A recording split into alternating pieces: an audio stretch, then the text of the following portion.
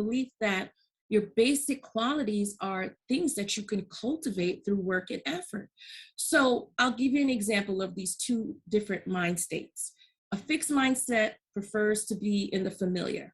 They stay in that territory. I know this, I'm used to this. I don't like to be challenged because it's too hard. Or if someone else succeeds, they feel threatened. That's when you have a fixed mindset. Now, a growth mindset embraces challenges, embraces new opportunities. They like to try new things. They like to be challenged because they realize, wow, as I'm being challenged, I'm evolving, I'm growing, I'm becoming better. And guess what? If you succeed, I'm inspired. You inspire me. And that's how you have those two different mindsets. It's so funny because I would say, and Amy knows me better than most people, I would say like years ago, I was more of a fixed mindset. I loved my routine. I went to college, went to law school. I knew what I wanted to do. I started at the firm I wanted to start at. And I was like charting my path, like the typical, law firm associate, doing what I was supposed to be doing, billing the hours, doing the work, and just like trotting along. And then when I had kids, it started to become such a struggle for me. And I started to struggle with my identity. Like, am I a lawyer? Am I a mom? And what am I doing with myself? And so it was at that point in time when I was really in like a struggle for what I felt was my identity, that my mindset started to shift. Does that make sense? Absolutely. Yeah. Absolutely. But it was because you was forced to shift the mindset because of this, where you were emotionally, where you were mentally, you trying to figure out, well, how am I going to balance it all? And it's so important, true self, finding true self. But people are like, well, what is true self? True self is, like you were saying, it's your true identity. It's who you were really born to be. And sometimes when when people put their impression of what your life should be, that's becomes your identity. And you don't really know, like, no, that's really not me, because you know what? I have this, I have that, I have that. And that's when you really start to rediscover yourself. And part of transformation of true self is rediscovery of self. I think we had this a kind of epiphany too, Laura and I, because I was the same way that Laura's describing. When I was growing up, school came very easy to me. Studying was really not existent because I just picked up materials and I just like went with it. And everybody validates you when you have that ability, right? They tell you, oh, you're smart. Oh, you're going to be so successful. Wow, you can accomplish everything. And you ride on that wave until the point where you're challenged and you're like, wait a second, I'm not the smartest person in law school. What is happening here? Like, I've been told my whole life that this is what it is. And then you start to like re-examine that entire identity. And for Laura and I think the biggest thing was starting this podcast for us. Wow. We were at this point where we're like, we want to reach more women like us. We want to reach more moms that are in the thick of it, wanting to build the business, wanting to have multiple hats, not wanting to feel stuck or like being told, like you said, this is what your position is. This is the impression you're giving off. This is the person that you are. But I was terrified. Like Laura will tell you, I was like kicking and screaming. She was like, okay, our deadline is we have to record by X date. And I'm like, what? Everybody's going to think we're crazy. We're two lawyers that are like podcasting. What is happening? But deep down, it was like one of my like dreams to be able to reach more people and to be able to have a platform like this. And I needed somebody like Laura to give the belief and say, like, if we're loving it and we enjoy what we're doing, why can't we do it? What is holding you back? Like the impression of other people, what they're going to think? Like, no, people are going to like it. The people that want it and need it are going to gravitate to it. But if it's a mindset shift, it's so, you hit spot on that those are the hurdles that you have to overcome. Totally. Yeah. So Georgia, how do you coach people through that transition, if you will? Does that make sense? Yeah, absolutely. So one of the things that I deal with my clients is like, because it's always about setting goals, right? And knowing what it is that you want. And I always ask them, what is the one big thing in your life that you want to change? Because sometimes when they say, oh, I want to change my job, or I want to change how much money I make, or I want to change my relationship, or I want to change my weight, and and it's like all these things, it can be overwhelming to somebody. So I always start with, what is the one big thing that you want to change? And work on that and start, it's almost like you're working your way backwards. Like you setting goals. You have a 3-month goal, you have a 6-month goal, you have a 9-month goal, you have a 12-month goal, and you're working your way backwards because you're working towards that annual goal that you have. So all the things that you do daily is going to help this goal that you're trying to reach for the year. So it's always about, starting small. I always say the greatest gift that we will ever have is the gift of choice. We have the gift of choice. We can choose. We have the freedom of choice to be mindfully aware of how we can create the experiences that we desire. It's about being mindfully aware. And, understanding that, what, life's a journey, sometimes things don't work out the way that you want, but you know what, it's okay. It's okay. It's part of the process. And I think that mainly with my clients is teaching them that transformation can only truly begin once you start letting go of preconceived notions of what you think happiness is. What is true happiness? It's preconceived notions. It's letting go of anything could be difficult, but it's always about changing your perspective. There's a famous quote that I love by Dr. Wayne Dwyer, and it says, when you change the way you look at things, the things you look at change. Oh, I love that quote. Oh, good. So good. Can you talk It's a little so bit true. more? Can you talk a little bit more about journaling though? Because I love that you started this transformative process by journaling, and I feel like it's such a powerful tool. And I don't know, like, if I don't even know if I were to sit down and start to journal, like, where would I start? What would you want your clients to do when they first set pen to paper? What do you want them to start journaling about in order to try and like unlock these thoughts and this mindset? So I'll tell you guys, I came up with a product that this actually changed my life. It's called the Create the Life You Love Vision Planner Journal. It's like a vision board. I'm sure you ladies know about vision boards. Yes. A vision board is something that you put with things that you're trying to create, things that you would like to see in your life. It's words, it's visual, it's pictures, it's words, it's everything. And so I said, this changed my life, doing vision boards and writing down goals and all of these things transformed my life. So then I decided I'm going to create a product to teach other people how I transformed my life.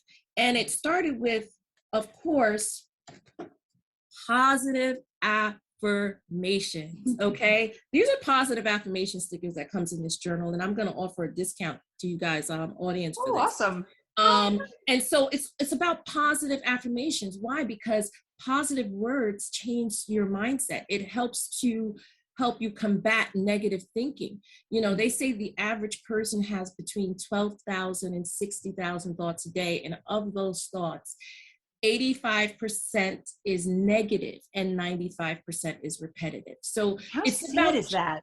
yes. That's so sad. It is. Oh, But the I'm having a negative thought right now about that. Like, that is just, that's so sad to think, to put that in crazy perspective. statistic. Wow. Exactly. So it's about affirmations. It's about changing your mindset, right? And another piece that I love, I don't have numbers or dates in here. So you go as you choose to. You can have this calendar for however long you want. You put the month, you put the date, you put the numbers in. It's unlimited. I wanted something that I didn't have to recreate year after year, that this could be used at any point in your life. You know, sometimes you feel motivated, sometimes you don't feel motivated. Guess what? You can go back to your Create the Life You Love Vision Planner journal. And then what's important to me so much is about the mind map. Okay, so you said to me, Georgia, how did you start changing your life? It's starting to come up with ideas and notes for the week of your mind map, of what it is that you're trying to create. What are some things that you're grateful for? You know, most people don't realize this, but to create the life you love, you also have to be thankful for the things that you have. So what are some of the little small things that make you feel good, make you happy? You know, for me, it's doing shows like this. It's sharing my information. It's sharing my story of, guess what? I wasn't always in this place. Guess what? I had to lose some things. Guess what? I went through pain. I went through struggle. I went through confusion. I went through chaos. But guess what? I was able to come out of that. And so that's what it's really about. So writing down, I have here your affirmations. I don't know if you guys can see it, but it's affirmations, it's your goals, it's your task for the day. And this is what really helps you to create the life you love, because out of sight, out of mind. When you have something in front of you, when you have something that you're able to track yourself and say, okay, well, what did I do today? Oh, I want to create whatever. I want to start a new job, or I want to start a new show, or I want to do this. Okay, so what did you do today to move in that direction? So it's really about holding yourself accountable. And that's really crucial when you're trying to set goals, is to have a buddy partner that can hold you accountable for your goals and say, okay, well, what did you do today? Like you said, you and Lauren, you had each other's back. It was like, well, what did you do today? Well, what did you do today? And that kind of helps, because now it's like, you know, this person's going to ask you about it. So you're like, okay, well, I better have my answers. I better have something there. So it forces you to be accountable. Don't you ladies agree with that? Yeah. Yeah, we definitely, I mean, we're so blessed to have each other as, you know, friends and business partners, for a variety of reasons. But, you know, we do, you know, talk about our goals. And when we started our firm, we had a vision. And so, you know, we touch base with each other, we meet, we plan every month. And so, you know, we do keep each other accountable in that way. And I think that that's huge. But one other thing you said, you know, when you're planning and you're tracking things, I think once you get into that mindset, it makes, because look, life is full of obstacles. Like, just because you change to a growth mindset doesn't mean you're not going to have stress and obstacles and all these things in life, right? So I think that when you're following a plan like you have just outlined, when you do have those struggles and obstacles, it makes it a little bit easier to navigate through them. Does that make sense? Absolutely, it Yeah. does. Because, you know, you have to think about, like, you know, how do you really create the life that you love? And to do that, it has to do with uh, having mental toughness. Because, like, think about this pandemic, right? A lot of things were changed for so many people. You know, so many people started businesses that they never thought they would start. Um, you have the choice to allow it to paralyze you or liberate you. So you have that choice in any situation in your life, whatever it is that you're going through. You have the choice, like we talked about earlier. It's the gift of choice, of knowing that I have the decision to decide how I'm going to deal with this. Like, even in the pandemic, you know, how did people deal with, you know, getting through it? And part of, I think that it was definitely a wake-up call for people, the pandemic, because it was no more business as usual. It's like, wait a minute, you know, I'm going to be forced now to look at, what have I been doing with my time? You know, have I been spending time with my family? Have I been chasing the dollar? Have I been, you know, unable to reach or to spend time with family? And it really forced people to start looking within. And Georgia, there is definitely something that I want to touch upon in terms of the fear aspect you were just talking about the fear of moving on, the fear of doing the next thing. And we were talking offline before about how I really had a fear of making the transition from the former office that I was in into business ownership. But obviously seeing Laura do it before me, she paved that pathway. It felt a little more reassuring, but like Laura will tell you, we had so many conversations where I was like, Laura, how in the world can you do this? Like, what about a paycheck? What about security? What about clients? What about all these things? And I was so afraid, and I let all of these fears kind of put that invisible lid on me. And ultimately it was just the encouragement and the accountability from Laura, like, that really helped me. But like, what are some tips that you give clients about breaking through that fear to get to the other side, to live that like life that you're capable of? Like, what would you tell a client in that situation? So a lot of times with my clients, I tell them my own personal experience, because for me, like I was saying, I was at a job, working 12 hours a day. I was feeling underpaid, undervalued, underappreciated. And I actually passed out, like fainted on my job from dehydration. Oh, wow. And and for me, that was a huge wake up call when it starts to affect your health. And stress can affect your health. You know, people don't look at it that way, but it can absolutely affect your health in so many different ways. And so for me, I was hospitalized for dehydration. I remember I took some time off from work, and I remember, HR reaching out to me saying, oh, when are you coming back to work? And I think I was out for like 2 months. And they're like, well, when are you coming back? You have to give us a date. And I was like really thinking about it. And I was saying to myself, do I really want to go back to that toxic environment? Do I really want to go back to feeling, I mean, I would go in the bathroom and I would cry of